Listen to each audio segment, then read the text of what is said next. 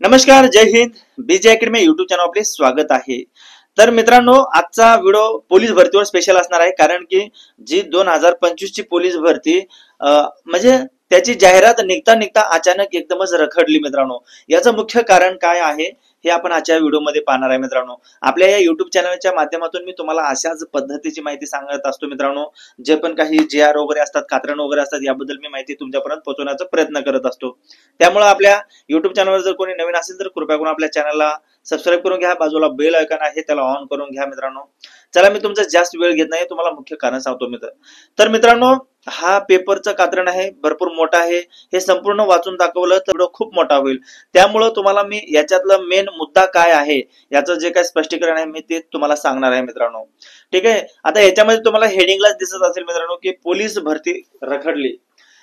मित्रांनो, पोलीस भरती रखडली तर याचं मुख्य कारण असं आहे, जसं की पुण्याची नवीन पदे किती लाल फितीच्या कारभारात अडकला हा प्रस्ताव, म्हणून त्यांनी सुद्धा हेडिंग दिलेली आहे.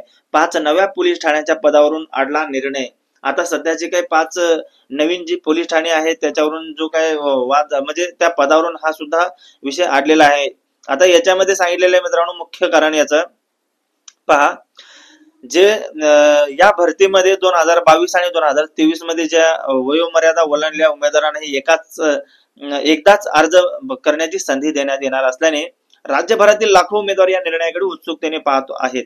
मात्र पुण्यासह काही शहरांच्या पद वाटपावर एकमत न झाल्याने, तर मित्रांनो मुख्य कारण आहे पद वाटपाचं. कारण की पद वाटपावर एकमत न झाल्याने हा JR अद्याप प्रसिद्ध झालेला नाही. परिणामी भरती जाहिरात प्रसिद्ध होण्यास विलंब झाला आहे.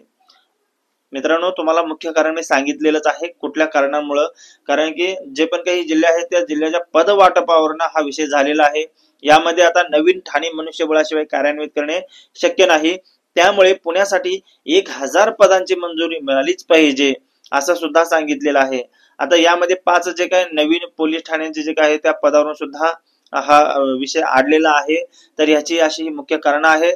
त्यामुळं आता हा वाद, म्हणजे जे काय आता हा निर्णय कधी म्हणजे निघेल तो सांगता येत नाही मित्रांनो. त्यामुळे पोलीस भरती यंदाची जी काय आहे ते जवळपास 3 ते 4 महिन्याच्या म्हणजे 3 ते 4 महिने ओलांडून पुढे गेलेली आहे.